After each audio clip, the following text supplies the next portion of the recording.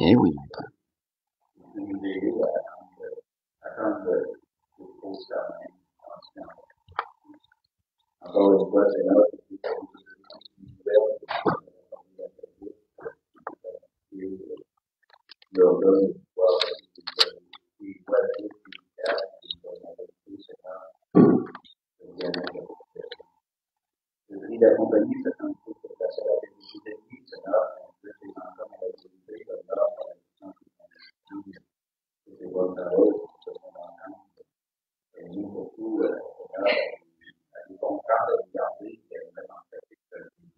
Eh oui, Seigneur.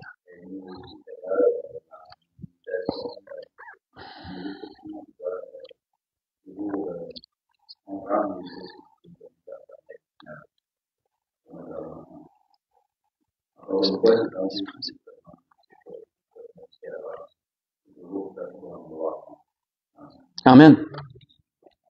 Pour ce que l'Esprit veut nous donner, je vais vous inviter à tourner dans Romains chapitre 6. On va lire du verset 1 à 11 pour introduire le sujet de ce matin. Romains chapitre 6, un endroit très important, surtout dans les premiers versets et surtout lorsqu'il y a un baptême, parce que l'apôtre Paul va dans de très grandes profondeurs concernant ce sujet. L'Esprit veut revenir là ce matin pour introduire le sujet de ce matin. Dans Romains chapitre 6, si on lit du verset 1, on va lire jusqu'au verset 11, l'apôtre Paul dit, « Que dirons-nous donc? Demeurerions-nous dans le péché afin que la grâce abonde? Loin de là. Nous qui sommes morts au péché, comment vivrions-nous encore dans le péché? Ignorez-vous que nous tous qui avons été baptisés en Jésus-Christ, c'est en sa mort que nous avons été baptisés. Nous avons donc été ensevelis avec lui par le baptême en sa mort, afin que, comme Christ est ressuscité des morts par la gloire du Père, de même, nous aussi, nous marchions en nouveauté de vie. » Juste une parenthèse que je veux ouvrir et refermer. Ici, c'est toujours une image très forte qui est bonne à rappeler à propos du baptême, que le baptême n'est pas simplement là comme si quelqu'un avait besoin de se laver le corps, comme s'il prenait un bain, mettons. Le baptême est symboliquement, il va beaucoup dans une plus grande profondeur. Le baptême représente, comme Jésus a été enseveli, il a été mis dans un tombeau 3 jours et ensuite il en est ressorti glorieux dans un corps transformé, un corps glorifié. Ben de même, la personne qui rentre dans les eaux du baptême, elle meurt à elle-même d'une certaine façon, c'est qu'elle laisse son ancienne personne dans le tombeau, entre guillemets, là, dans les eaux du baptême. Et quand elle ressort des eaux du baptême, ça représente une nouveauté de vie, ça représente ce désir de marcher pour le Seigneur dans une vie renouvelée, une vie transformée. C'est ce que le baptême représente. Et l'apôtre Paul le dit très bien ici. Donc, je referme la parenthèse et je continue, on était au verset 5. L'apôtre Paul dit en effet, « Si nous sommes devenus une même plante avec lui par la conformité à sa mort, nous le serons aussi par la conformité à sa résurrection, sachant que notre vieil homme a été crucifié avec lui, afin que le corps du péché soit détruit, pour que nous ne soyons plus esclaves du péché. Car celui qui est mort est libre du péché. Or, si nous sommes morts avec Christ, nous croyons que nous vivrons aussi avec lui. Sachant que Christ est ressuscité des morts et ne meurt plus, la mort n'a plus de pouvoir sur lui. Car il est mort, et c'est pour le péché qu'il est mort, une fois pour toutes. Il est revenu à la vie, et c'est pour Dieu qu'il vit. Ainsi, vous-même, regardez-vous comme mort au péché et comme vivant pour Dieu en Jésus-Christ. » On va arrêter là.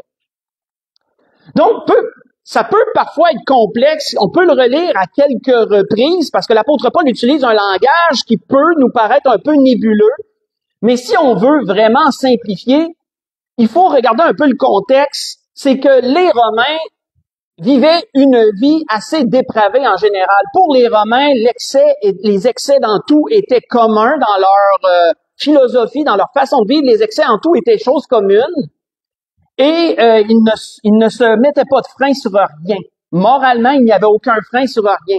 Et donc, quand que des Romains sont venus au Seigneur, sont venus à la grâce de Dieu à travers Jésus-Christ, ben, on pourrait dire en bon québécois qu'on partait de loin. On partait de loin pour les amener à comprendre la profondeur de comment Dieu les a aimés, mais comment qu'on doit marcher pour Dieu. Et on voit que l'apôtre Paul, ce qu'il voulait leur dire ici, le verset 1 nous le dit clairement, et il disait, vivrions-nous, que dirions-nous donc, demeurerions-nous dans le péché afin que la grâce abonde? Loin de là. C'est que l'apôtre Paul, autrement dit, disait aux Romains que quand tu entreprends une relation avec Dieu à travers Jésus-Christ, il doit y avoir un changement de vie. Il doit y avoir un changement de vie. Mais comprenons bien, il n'y a pas un changement de vie avant de venir à Christ, comme si ça te prenait un changement de vie pour accepter le Seigneur. Je dis pas que ça serait mal qu'une personne s'améliore avant d'accepter Jésus, mais Dieu ne te demande pas ça comme prérequis. Dieu te demande de venir à lui et que lui, par son esprit, il va te transformer. Par sa grâce, il va te renouveler. Il va te changer. Et c'est ce que l'apôtre Paul disait aux Romains.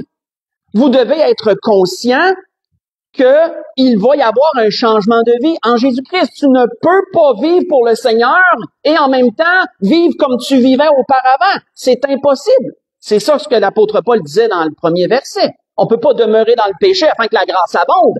Absolument loin de là, disait-il. On voit que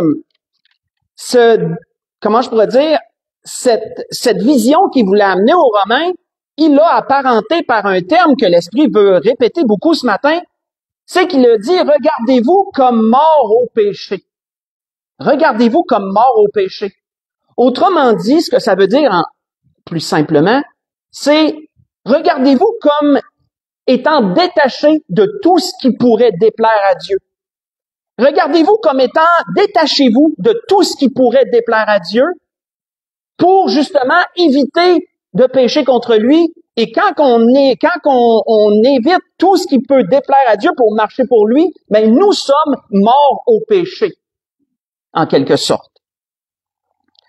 On voit que Paul a été quelqu'un, bien sûr, qui en a parlé beaucoup de ce sujet-là, mais l'apôtre Pierre aussi en a parlé. Mais Paul, tout comme Pierre, mettait ce même fait en évidence. C'est que lorsque on vient au Seigneur Jésus, c'est qu'on reconnaît que, premièrement, on reconnaît notre état de perdition. On reconnaît notre état de perdition devant Dieu. On reconnaît le chemin où on s'en va. On y croit. On le reconnaît. Et on veut être délivré de la perdition, être délivré de la mort, être délivré de l'enfer. Mais aussi, c'est qu'on reconnaît qu'on a besoin de changer de vie. On a besoin de vivre mieux. On a besoin, Dieu peut faire de nous, comme je le répète souvent à l'Église, Dieu peut et veut, il peut et veut faire de nous la meilleure version de nous-mêmes. La meilleure version de nous-mêmes. Et c'est ce que Dieu veut de chacun qui vienne à lui. Il veut faire d'eux la meilleure version d'eux-mêmes. Et l'apôtre Paul et l'apôtre Pierre ont amené ça, cette pensée-là, à travers leurs écrits, que quand tu viens au Seigneur Jésus, tu dois t'attendre qu'il va y avoir une transformation, il va y avoir un renouvellement de vie. Pourquoi? Parce que la Bible est comme un miroir et elle nous reflète toutes choses. Et quand on se regarde à travers les Écritures, nous pouvons voir, entre autres choses, notre état passé. Nous pouvons voir pourquoi avons-nous besoin d'être transformés. On voit, entre autres choses, faites juste écouter, quelques versets comme ça. L'apôtre Paul avait dit aux Éphésiens, il avait dit, autrefois vous étiez ténèbres et maintenant vous êtes lumière dans le Seigneur. Marchez donc comme des enfants de lumière. Dans Éphésiens chapitre 5, verset 8. Alors, il dit, autrefois vous étiez ténèbres. Autrefois, vous ne voyiez pas clair, vous étiez dans les ténèbres et vous étiez ténèbres par vos actions. Et vous savez, dans la parole, il y a beaucoup de symbolique dans la Bible. Souvent, la noirceur, les ténèbres vont être associées à ce qui est mal, à ce qui est mauvais. Donc, quand il dit vous étiez autrefois ténèbres, ça va dans deux sens. Non seulement vous ne voyiez pas, vous étiez dans les ténèbres, mais en plus, par vos actions, vous représentiez ce qui est ténèbres par vos actions. Et vous ne le saviez pas. Mais il dit, dans le Seigneur, vous êtes maintenant une lumière. Non seulement vous voyez clair sur les choses, mais en plus de ça, vos œuvres vont être lumière, vos œuvres vont dégager la lumière de Dieu. Comme le Seigneur l'avait dit, soignez la lumière du monde. Vous êtes la lumière du monde, avait dit le Seigneur. Ça va dans le même sens. On voit que l'apôtre Paul avait également dit aux Colossiens ceci, il avait dit, et vous qui autrefois étiez étrangers et ennemis par vos pensées et par vos mauvaises œuvres.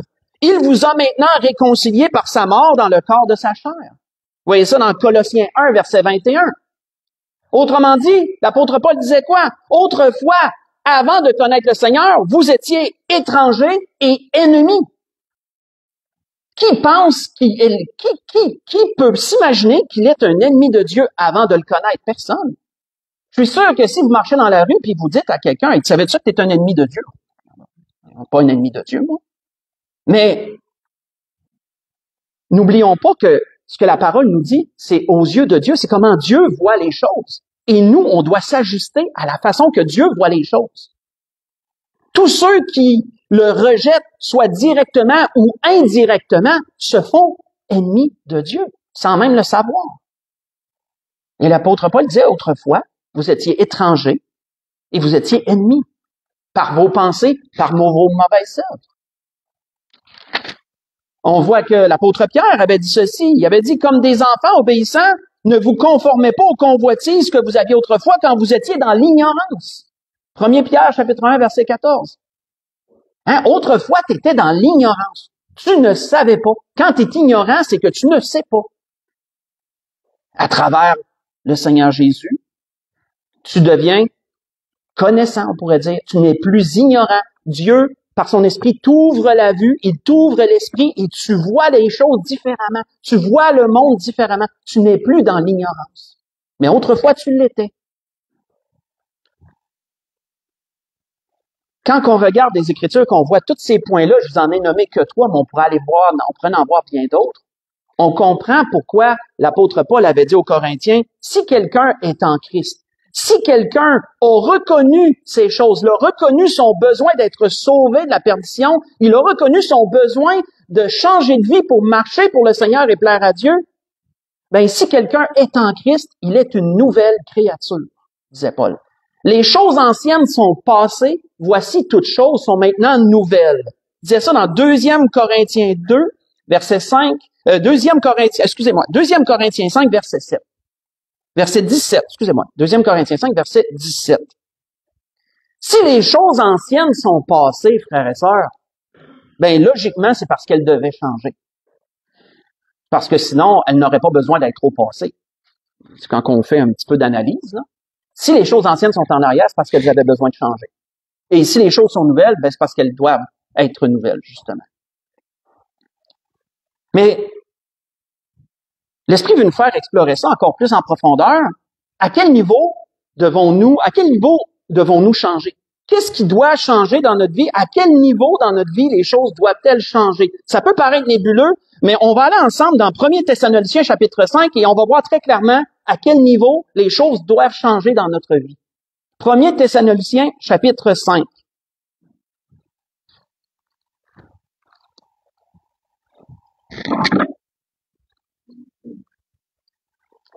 Premier Thessaloniciens, chapitre 5, si on lit le verset 23 et le verset 24.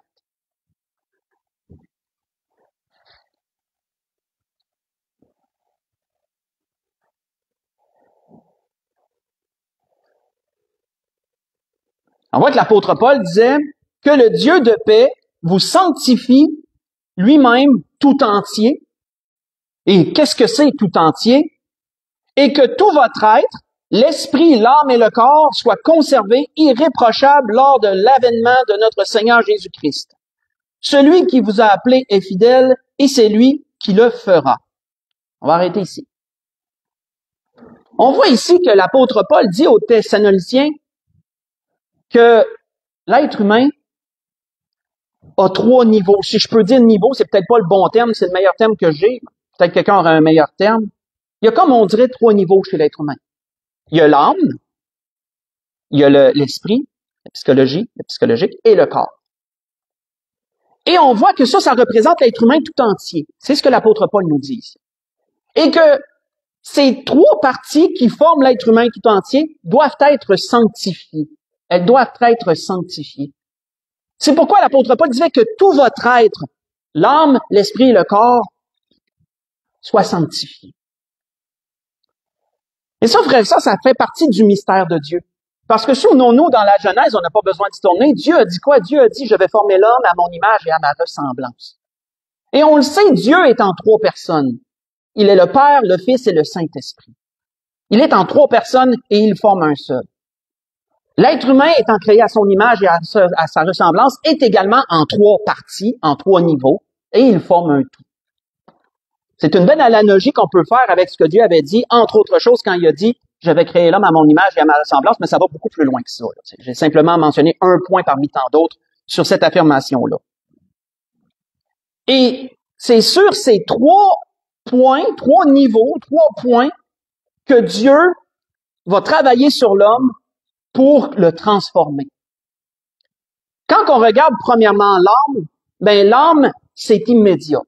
L'âme, c'est immédiat, et d'ailleurs, référez-vous au message de mercredi passé, très clairement mentionné, Acte 16, verset 31, « Crois au Seigneur Jésus et tu seras sauvé, toi et ta famille. » Vous vous souvenez? Le salut de l'âme est immédiat. Ce n'est pas une progression, quelqu'un n'est pas sauvé partiellement puis devient sauvé avec le temps, non, c'est immédiat. Dès qu'une personne reconnaît son état devant Dieu, dès qu'une personne accepte Jésus comme son sauveur et Seigneur, devant Dieu, est sauvé. Sincèrement, profondément. Ça peut être dans ta cour chez vous, ça peut être dans ton bain ici, mais ça peut être dans la cour chez vous, ça peut être au travail, ça peut être je sais pas trop où, ça peut être partout, en fin de compte, ça peut être n'importe où. Là où Dieu va t'interpeller, là où tu reconnais ton état. Devant Dieu, tu confesses Christ comme ton sauveur et Seigneur, personnellement dans ton cœur, tu reconnais. David dit, t'es sauvé. Crois au Seigneur Jésus, tu seras sauvé. C'est point, c'est comme ça se fait en un clin d'œil, en un instant. Mais ensuite, il y a aussi l'esprit et le corps qui doivent être amenés à être sanctifiés pour le Seigneur, et ça, c'est une progression. Ça se fait progressivement. Cette partie-là se fait progressivement. Il y a le salut de l'âme qui est immédiat, et ensuite l'esprit et le corps, ça vient progressivement. Parce que, veut pas, on travaille sur nous-mêmes. On travaille sur nous-mêmes tout le temps, mais l'esprit travaille sur nous, je dirais mieux. Et quel est le but de Dieu à travers ces choses? Le but de Dieu, après le salut de l'âme, est de nous amener par son esprit à comprendre ce que l'apôtre Paul dit ce matin, mourir au péché. À être capable de se détacher de ce qui déplaît à Dieu pour se concentrer sur ce qui plaît à Dieu dans notre vie. Mais pour être capable d'en arriver à mourir au péché, encore faut-il comprendre avec beaucoup de profondeur quel était notre état avant. On en a parlé brièvement tantôt. On va aller un peu plus profondément. Si on va dans Tite, chapitre 3, voyons ce que la Bible nous dit. Dans Tite, chapitre 3. Tite, chapitre 3.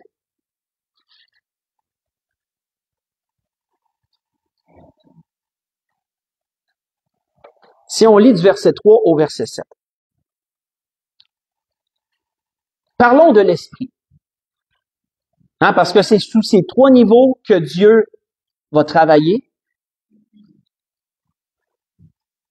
Regardons-les brièvement. Si on prend premièrement l'esprit, comme Paul avait dit aux Thessaloniciens, que l'esprit, l'âme et le corps soient sanctifiés, conservés, irréprochables pour le jour du Seigneur. On voit que l'apôtre Paul à Tite ici parle de l'esprit de l'homme, parle de ses pensées. Et qu'est-ce qu'il dit? Tite chapitre 3, si on lit du verset 3 à 7, il dit « Car nous aussi, nous étions autrefois insensés, désobéissants, égarés, asservis à toute espèce de convoitise et de volupté, vivant dans la méchanceté et dans l'envie, dignes d'être haïs et nous haïssant les uns aux autres. » Ça, c'était avant, disait Paul. Mais lorsque la bonté de Dieu, notre Sauveur et son amour pour les hommes ont été manifestés, pensez à Jésus, son sacrifice, il nous a sauvés. Non à cause des œuvres de justice que nous aurions faites, mais selon sa miséricorde, par le baptême de la régénération et le renouvellement du Saint-Esprit. Il l'a répandu sur nous avec abondance par Jésus-Christ notre Seigneur, afin que, justifiés par sa grâce, nous devenions héritiers dans l'espérance de la vie éternelle. On va arrêter ici. Ici, l'apôtre Paul mentionne beaucoup de points qui ont rapport avec l'esprit de l'homme. Et il dit, autrefois, vous étiez comme ça. Premièrement, il nous dit quoi? Si on reprend certains points, il dit, autrefois, vous étiez insensés. Insensé qui vient du mot grec anoétos, qui veut dire sans compréhension. Comme on a parlé tantôt, ignorant. C'est le même mot. Ici, Louis II le traduit comme insensé, mais ça veut dire ignorant. Ça vient du mot grec anoétos. Et l'apôtre Paul en parlait dans 1 Corinthiens 2, verset 14 d'ailleurs de ça. Autrefois, vous étiez insensés, vous étiez ignorants. Vous ne saviez pas. Il dit quoi? Il dit autrefois, vous étiez désobéissants. Pourquoi? Parce que l'esprit de l'homme est porté naturellement vers la désobéissance envers Dieu. Et ça, vous le savez, c'est à cause du péché. À cause du péché, l'esprit de l'homme est porté naturellement à désobéir à Dieu. C'est un peu le même principe qu'un enfant où que vous dites fais pas ça, je veux pas. Mais vous savez que dès que vous lui dites fais pas ça, je veux pas, la tentation de le faire va tout de suite venir dans l'enfant. La tentation de transgresser l'ordre va venir tout de suite. Pourquoi? Le péché fait ça. Le péché nous fait ça. Et transposer ça au niveau de Dieu, mais c'est la même chose. Quand la parole nous dit ne fais pas ça, ben oui, il va avoir des tentations pour le faire. On est porté naturellement surtout avant de venir au Seigneur, surtout, on est porté naturellement à vouloir transgresser les ordres de Dieu. Soit directement ou indirectement. Consciemment ou inconsciemment. On voit qu'il dit quoi? Il dit autrefois, il dit vous étiez asservis à toutes sortes de convoitises. Pourquoi? Parce qu'à cause du péché, justement, l'être humain va être porté vers les plaisirs, vers les désirs, et il ne sera pas porté à vouloir réfréner ces choses. Pourquoi? Ben, c'est un peu comme les Romains vivaient dans leur temps. Profit de la vie. Pourquoi est-ce que je me retiendrais? Quel mal que je fais? Pourquoi? Mais c'est parce qu'on regarde pas au niveau de Dieu. On regarde pas comment Dieu voit les choses. On regarde simplement, ben, je fais pas mal à mon prochain. En faisant tel plaisir ou en faisant telle chose, j'y ai pas fait mal. Sauf que t'as désobéi à Dieu. Et c'est ça que Dieu dit. Il dit, autrefois, vous étiez comme ça. Vous étiez dans la convoitise, dans les plaisirs et tout. Vous ne voyez pas de raison de freiner ces choses. Mais à travers Jésus-Christ, c'est plus pareil, à travers Jésus-Christ. C'est plus pareil. Pourquoi? Parce que tu dois mourir au péché. Tu dois mourir au péché. On voit qu'il dit autrefois, vous vivez dans la méchanceté. Pourquoi? Parce qu'encore là, à cause du péché, à cause qu'on ne connaissait pas l'amour de Dieu, on était porté à haïr les gens, à haïr les autres, à haïr ceux qui nous font du mal, rendre le mal pour le mal, être méchant envers les gens. Pourquoi je le serais pas? On regarde à notre justice à nous. Mais à travers Jésus-Christ, est-ce qu'on doit être comme ça? Absolument pas. Bien au contraire. On l'a vu maintes et maintes fois. À travers Jésus-Christ, on est porté vers le pardon. On est porté vers la réconciliation. On est porté vers l'amour. Somme toute, autrefois, l'esprit humain était d'une certaine façon, mais on voit que Dieu veut travailler sur l'esprit. Dieu veut renouveler l'esprit de l'homme. Il veut le sanctifier, il veut le purifier. Pourquoi? Parce que tout ce qui passe par l'esprit va au cœur, et vous saviez ce que le Seigneur avait dit à propos de ça, si vous voulez lire durant la semaine dans Matthieu 15, 18, 19. C'est du cœur que viennent les méchancetés, les ci, les ça et tout ça. Pourquoi? Parce que c'est par l'esprit que ces choses-là vont au cœur. Dieu veut renouveler votre esprit. On voit que l'apôtre Paul disait quoi, Thessaloniciens? Il avait parlé de l'esprit, mais il avait parlé aussi de l'âme. L'âme, on en a parlé, mais brièvement, qu'est-ce que la Bible nous dit? Faites juste écouter, qu'est-ce que la Bible nous dit sur l'âme? On en a parlé tantôt. Mais voici ce que l'apôtre Paul disait aux Éphésiens à propos de l'âme. Il dit, autrefois, il dit, vous étiez morts par vos offenses et par vos péchés, dans lesquels vous marchiez autrefois selon le train de ce monde, selon le prince de la puissance de l'air, de l'esprit qui agit maintenant dans les fils de la rébellion. Et vous aussi, vous étiez de leur nombre, et nous vivions autrefois selon les convoitises de notre chair, accomplissant la volonté de la chair et de nos pensées, et nous étions par nature des enfants de colère comme les autres. Voyez ça dans Éphésiens, chapitre 2, versets 1 à 3. Il dit autrefois, vous étiez morts. C'est quoi être mort? Quand tu regardes selon les Écritures, tu peux dire, ben non, je suis pas mort, regarde, je respire, je marche, je vis, je suis pas mort. On parle de l'âme ici. L'âme, elle était morte. Ben oui, mais un âme est éternelle, comment peut-elle mourir? C'est quoi la mort selon la Bible? La mort selon la Bible, c'est la séparation d'avec Dieu. C'est la séparation d'avec Dieu. L'âme, avant d'être réconciliée, elle est séparée de Dieu et c'est pour ça qu'une personne va en enfer. Pas parce qu'elle est méchante ou plus méchante qu'un autre, c'est parce que son âme est séparée de Dieu avant qu'elle se réconcilie avec Dieu à travers Jésus-Christ. Et c'est pour ça que Paul disait, vous étiez morts par vos offenses. Et qu'est-ce que la mort de l'âme produit? Ben, ça produit un détachement de l'esprit et du corps par rapport à Dieu. Ça veut dire qu'un être humain vit comme il pense qu'il veut vivre.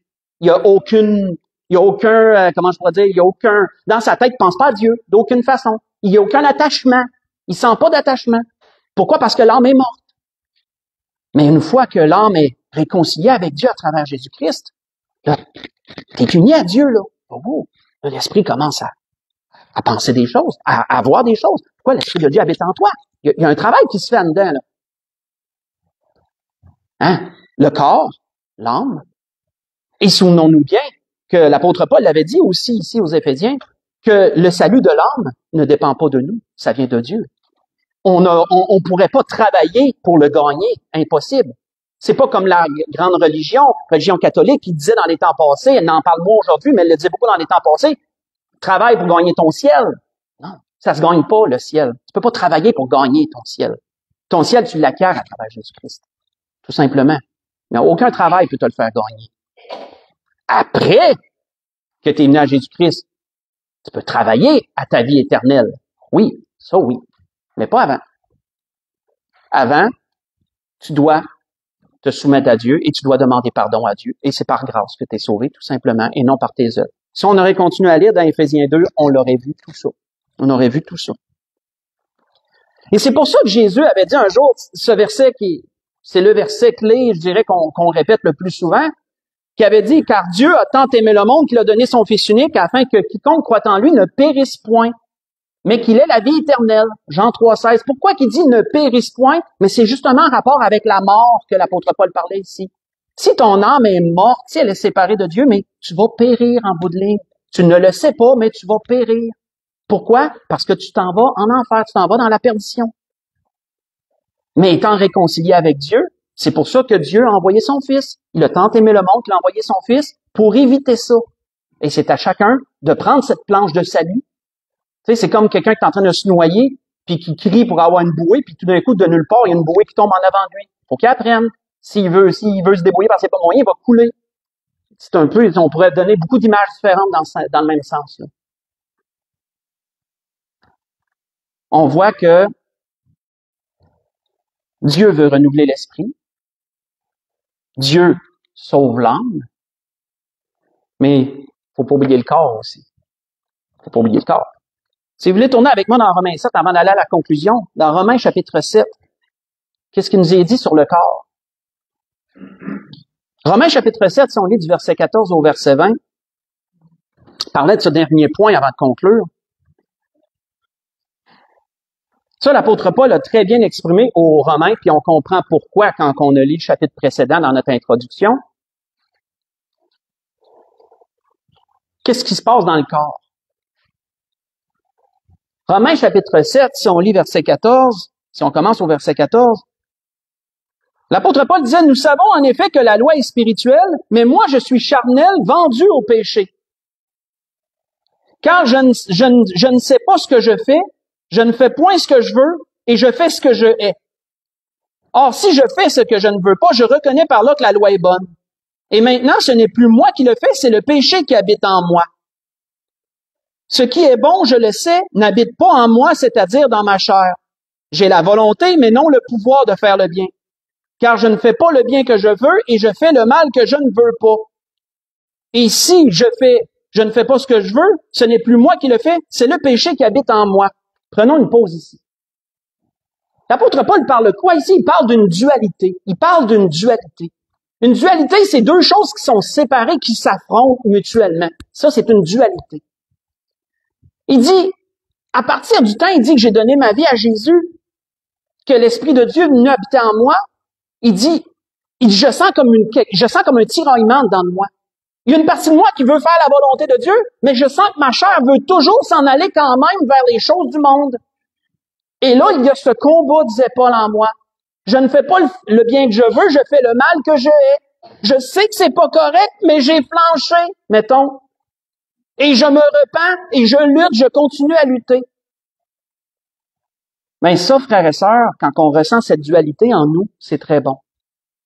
Ça veut dire que l'Esprit de Dieu travaille en nous. Ça veut dire que l'Esprit de Dieu est en train de renouveler notre esprit. Notre âme est scellée, notre esprit se renouvelle, et le corps doit suivre. C'est comme un peu un cheval qui veut partir à bride abattue, puis que toi, tu dois constamment tirer ses rênes, dire, oh, tu vas pas trop vite. Non, tu vas pas là, tu tournes là à la place. Tu sais, le cheval, laisse-les pas aller par lui-même, il va t'amener où tu veux pas. Mais le corps, c'est pareil. Le corps, c'est pareil. Si tu vis selon les pulsions de ton corps, il va t'amener où tu veux pas. Pourquoi? Parce que c'est le péché qui va faire ça. C'est le péché automatiquement qui va faire ça. Ça nous vient d'Adam et Ève, ça. On en a parlé souvent. La vie chrétienne, c'est comme chevaucher un cheval, que tu dois constamment tenir tes rênes bien serrées, puis toi qui contrôles le cheval, c'est pas le cheval qui te contrôle. C'est toi qui contrôles ton corps, ce n'est pas le corps qui te contrôle. Vous savez, les gens ont tendance à dire, écoute ton cœur, ça va bien aller. Écoute tes sentiments, suis tes pulsions. Ça, c'est le monde qui prêche ça. Mais ça va complètement contre ce que Dieu nous dit. Parce que le monde ne prend pas en compte le péché, puisqu'il n'y croit pas. Mais quand tu es conscient de ces choses, que le péché existe, que le péché habite dans ta chair, puis comme l'apôtre Paul dit, ce qui est bon n'habite pas en moi, c'est-à-dire dans ma chair, il spécifie, c'est-à-dire dans ma chair. Ben, quand tu es conscient de ça, tu fais attention. Je vous l'ai certainement déjà raconté, mais mon pasteur, lui, quand il m'avait déjà dit que celui avec qui il avait le plus de misère, c'était celui à qui il faisait la barbe à tous les matins. Autrement dit, il parlait de lui-même. Et comme si tu regardais dans un miroir et il se faisait la barbe. Il dit, celui avec qui j'ai le plus de misère, c'est celui à qui je fais la barbe. Tu sais, mon pasteur, il avait cette façon-là de dire les choses, cette compréhension-là. Et une histoire que j'ai pensé, mais vous la savez, mais on ne peut pas s'empêcher de la raconter pour ceux qui ne la connaissent pas encore. Ben, ça me fait penser immédiatement à cette histoire qu'un jour, un Indien, il s'est converti au Seigneur. Un Indien s'est converti au Seigneur. Et un jour, le pasteur parlait avec cet Indien qui s'était converti au Seigneur. Et cet Indien lui dit, je me sens comme si deux loups se battaient en dedans de moi. Puis le pasteur, il a demandé à l'Indien, il dit, c'est lequel qui gagne entre les deux? Ben, l'Indien lui a dit, celui que je nourris le plus. Fait que quand tu penses à ça, ce qu'il voulait dire, ben, c'est que si je me nourris de la parole de Dieu, que je me nourris de ce qui vient de Dieu, ben, c'est ça qui va gagner. Mais si je me nourris de la chair, que je suis mes pulsions, mes plaisirs, que je me freine pas, ben, c'est ça qui va gagner. Puis il faut pas que ça c'est ça qui gagne. Puisque l'apôtre Paul dit qu'on meurt au péché. Nous sommes morts au péché. Donc, voyons-nous sous ces trois aspects, le corps, l'âme et l'esprit, Dieu travaille. Dieu travaille, et ça, c'est tout notre être. Et Dieu veut amener tout notre être à lui plaire. Et c'est ça qu'on doit faire, c'est ça qu'on doit désirer faire, du moins. Quand on vient au Seigneur Jésus et qu'on entre dans les eaux du baptême, on s'engage à suivre le Seigneur. On veut lui plaire, on veut marcher pour lui. Et vous savez, toutes ces étapes qu'on parle, qu'on mentionne, elles sont dans la parole de Dieu. J'ai parlé tantôt du salut de l'âme, que t'es sauvé, peu importe où t'es, quand tu reconnais consciemment, quand tu t'humilies devant Dieu, tu reconnais consciemment ton état, puis tu dis, Seigneur, j'ai besoin de toi, je veux être sauvé. Ben, c'est là que t'es sauvé. Mais qu'est-ce que l'apôtre Paul dit aux Romains, chapitre 10, j'y tournerai pas. Mais il dit, tu dois croire en ton cœur, mais tu dois confesser de ta bouche aussi le Seigneur Jésus.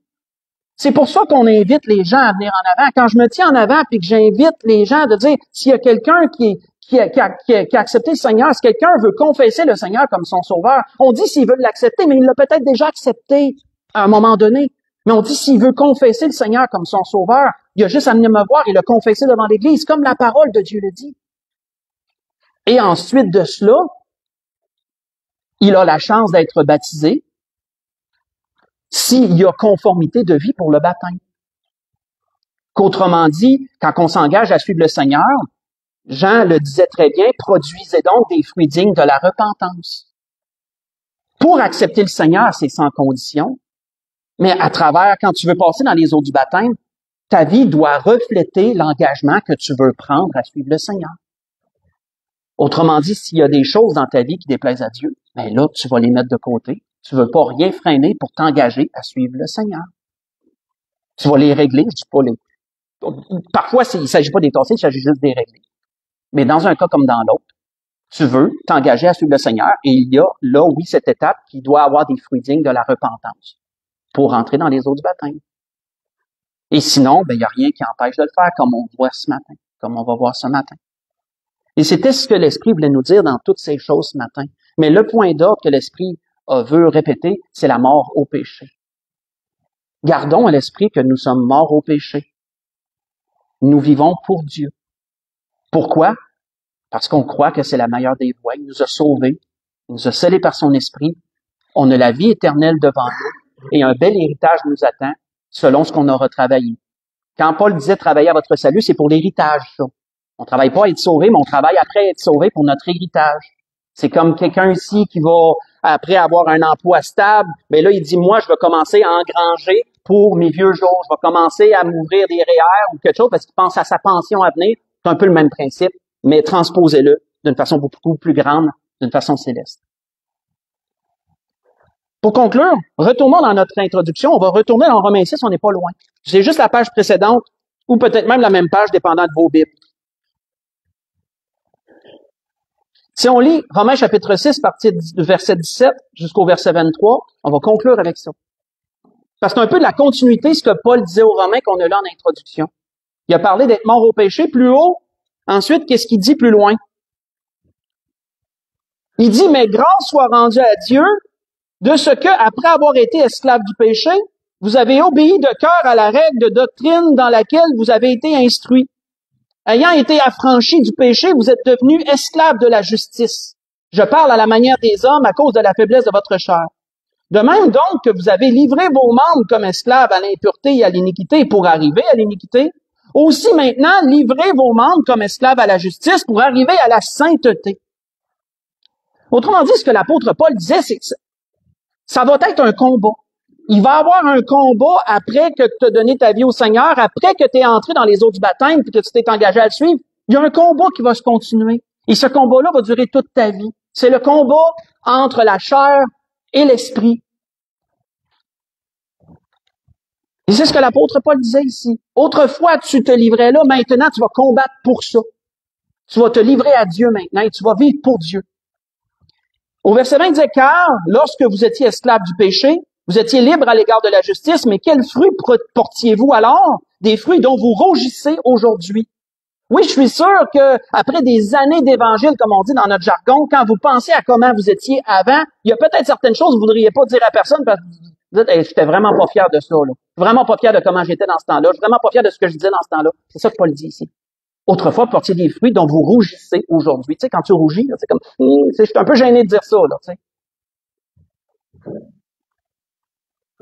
Mais, verset 22, mais maintenant, étant affranchis du péché, devenus esclaves de Dieu, vous avez pour fruit la sainteté et pour fin la vie éternelle. N'est-ce pas merveilleux? Car le salaire du péché, c'est la mort, mais le don gratuit de Dieu, c'est la vie éternelle, en Jésus-Christ, notre Seigneur. Ainsi donc, frères et sœurs, avec tout ce qu'on a vu ce matin, on peut comprendre avec plus de profondeur qu'est-ce que Dieu nous dit par l'apôtre Paul quand il parle de mourir au péché. De se détacher de ce qui n'est pas de Dieu pour vivre pour Dieu. Et ça commence par l'âme, parce que bien sûr, tant que l'âme n'est pas réconciliée avec Dieu, le reste n'est pas possible. Mais une fois que l'âme est réconciliée avec Dieu, le reste devient possible, en cheminant, en progressant, travaillant de mieux en mieux, comme il dit ailleurs. Et c'était ce que l'Esprit voulait nous rappeler ce matin. Donc, on va chanter un dernier chant, et je vais inviter Kevin à me suivre. On va aller en arrière, on va aller se préparer.